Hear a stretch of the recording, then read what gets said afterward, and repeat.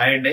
నేను మీ doctor Ganta Srinivas nerve centre, Kothapeta, Guntur. కొంతమంది పేషెంట్లు మామూలుగా వచ్చి వాళ్ళ కంప్లెయింట్స్ చెప్పడం లిస్ట్ నాకు భయంగా ఉందండి. ఉండి ఒకేసారి భయం ఏర్పడుతుంది. ఎవరన్నా ఇంటి పక్కన ఏమైనా సంఘటనలు చచ్చిపోయిన వాళ్ళని చూసినా గాని భయం ఏర్పడుతుంది. లేదా నాకు తెలియకుండా నా గుండె నాకే ఇనిపిస్తుంది. నిద్రపోతుంటే గుండె టక్ టక్ టక్ కొట్టుకుంటుంది సార్. లేకపోతే నాకు అంతా ఏది చూసినా భయం అండి. అసలేందో ఒకదాన్ని ఎళ్లి కనీసం స్నానం కూడా చేయలేకపోతున్నాను. లేకపోతే ఒకళ్ళని కూర్చోలేకపోతున్నాను ఇంట్లో. ఈ పరిస్థితి ఏర్పడుతుందండి. నాకు ఎంత భయం ఏర్పడుతుందంటే చచ్చిపోతానేమోనన్న భయం ఏర్పడుతుంది. ఈ టైప్‌లో ఆందోళనలతో వచ్చి చాలా మంది రావడం జరిగింది. సో, ఇలా జరిగినోళ్ళకి ఏందంటే ఫస్ట్ మనం ఈసీజీ తీసుకొని హార్ట్ బావుందో లేదో చూసుకోవాలి. తర్వాత వాళ్ళకి బ్రెయిన్‌లో ఒక ఇన్సులా అనే ఒక ఏరియా ఉండిద్ది. అదేంటంటే ఆటోనామిక్ సింప్టమ్స్ కంట్రోల్ చేసిద్ది. కొంతమందికి అలాగేమన్నా ఫిట్స్ లాగా అంటే ఆటోనామిక్ సీజర్స్ లాగా ఏమన్నా ఉన్నాయేమో అని చెప్పి అది చూస్తాం. ఆ తర్వాత వాళ్ళకి కాల్షియము ఇటువంటివి ఏమన్నా డెఫిషియన్సీ ఉన్నాయేమో అని టెస్టులు చేస్తాం. హైపర్‌థైరాయిడిజం అంటే కొంతమందికి థైరాయిడ్ హార్మోన్ ఎక్కువ ఉన్నప్పుడు కూడా ఇట్లా రావచ్చు. ఇయన్నీ గనుక రూల్ ఔట్ చేసుకున్న తర్వాత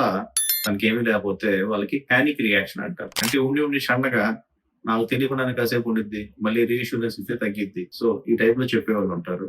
పానిక్ రియాక్షన్. కానీ అది తెలుసుకునే లోపల పేషెంట్ పాపం హార్ట్ డాక్టర్‌కెళ్తారు, డాక్టర్‌కెళ్తారు. కొంతమందికి గ్యాస్ ప్రాబ్లమ్ అవుతుందని చెప్పి గ్యాస్ట్రోఎంటరాలజిస్ట్ దగ్గరికొస్తారు. వీళ్ళందరికీ కరెస్పాండింగ్‌గా దీని గురించి ఎక్స్‌ప్లెయిన్ చేయటానికి లేక నాది బానే ఉంది అని చెప్పేసరికి చివరికి పాపం ఏం చేయాలో అర్థం కాక మొత్తం తీసుకొని తిరుగుతా ఉంటారు. ఇలా డాక్టర్ షాపింగ్ చేయకుండా ఉండటానికి ప్లస్ ఇట్లా ఒక డిసీజ్ ఉందని తెలుసుకోవడానికి మెయిన్‌గా ఈ వీడియో చేయడం జరిగింది. Thank you.